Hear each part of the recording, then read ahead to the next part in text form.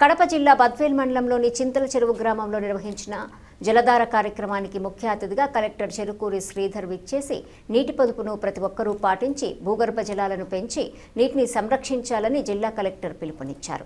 మాజీ MLA Vijayamma TDP ఇన్ఛార్జితో కలిసి మాట్లాడుతూ ప్రభుత్వం చేపట్టిన 100 రోజుల నీటి సంరక్షణ కార్యక్రమంలో భాగంగా ప్రజలు, నీటి సంఘాల చైర్మన్లు, గ్రామస్తులు ఈ కార్యక్రమంలో చురుగ్గా పాల్గొని విజయవంతం చేయాలని కోరారు.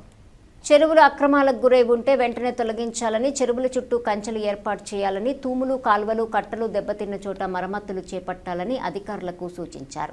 వేసవి కాలంలో రైతులు తక్కువ నీటితో సాగు చేసే పంటలను ఎంచుకోవాలని, వర్షాకాలంలో చెరువులు, వాగులు, కుంటల్లో చేరే నీటిని వృధా కాకుండా సంరక్షించే భూగర్భ జలాలు పెరిగే నీటి సమస్య తగ్గించాలని పేర్కొన్నారు. త్రాగునీరు వృధా కాకుండా పంచాయతీ అధికారులు చర్యలు తీసుకోవాలని, ఎక్కడైనా తాగునీటి సమస్య ఉంటే వెంటనే పరిష్కరించాలని ఆదేశించారు.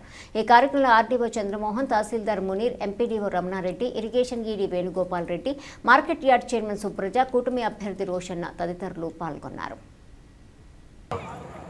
వాళ్ళకున్నటువంటి సమస్య నీరు, తక్కువ నీరు ఉంది కాబట్టి ఆ నీరుని జాగ్రత్తగా వాడుకుంటే ఇవాళ హార్టికల్చర్ పంట ఏ పంట పెట్టుకున్నా కూడా ఇవాళ సుమారుగా ₹1,00,000 నుంచి ₹5,00,000, ₹6,00,000 కూడా ఆదాయం తీస్తున్నటువంటి రైతులు ఉన్నారు. అది నిమ్మ పెట్టుకోవచ్చు, లేకపోతే మామిడి పెట్టుకోవచ్చు, లేకపోతే అరటి పంట వేసుకోవచ్చు. ఇవాళ పులివెందుల ఏరియాలో ఇవాళ అరటి పండిస్తున్నారు. మీరు అరటి ధరలు పడిపోయినప్పుడే మన పేపర్లో వస్తుంది కాబట్టి అదే తెలుసు.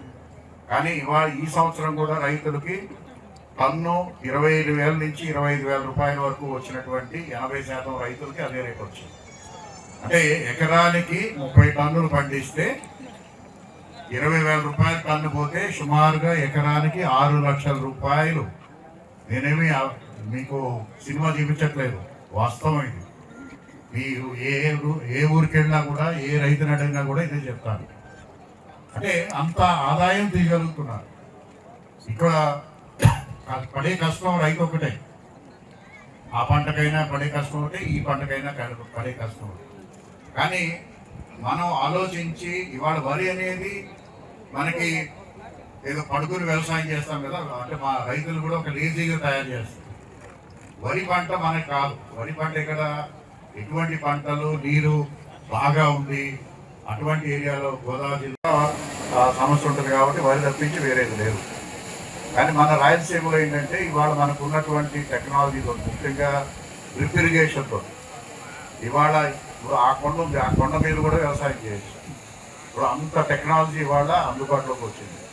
అలాగే ఇంచుమించుగా 90% రైతులకి 90% సబ్సిడీ తోటి ఇవాళ అడిగిన రైతుకి అడిగినట్టు ఇవాళ డ్రిప్ ఇరిగేషను రైతులకి అందజేస్తున్నారు.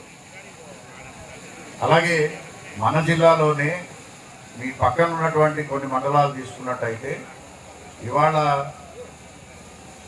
మార్కెట్లో కనీసం ఒక ఎకరానికి ₹2,00,000 నుంచి ₹5,000 నుంచి ₹6,00,000 ఆదాయం తీస్తున్నటువంటి రైతులు ఉన్నారు. ఎక్కడ 20,000, ఎక్కడ ₹2,00,000. ఇది మొట్టమొదటి గ్రామమే కాదు, ముందు వరుసలో ఉండే గ్రామంగా కూడా ఉండాలన్న ఆశ. మీరందరూ కూడా దానికి చేస్తారని చెప్పేసి అనుకుంటున్నాను.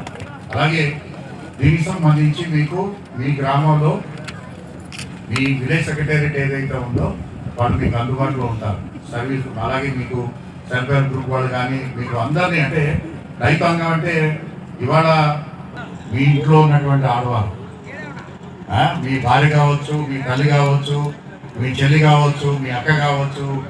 ఎందుకంటే మీతో పాటు సమానంగా కష్టపడి వ్యవసాయంలో మీరు ముందుకెళ్తుంటే మీ వెనకాల చేదోడు వాదోడుగా ఉండేవాడు వాళ్ళు.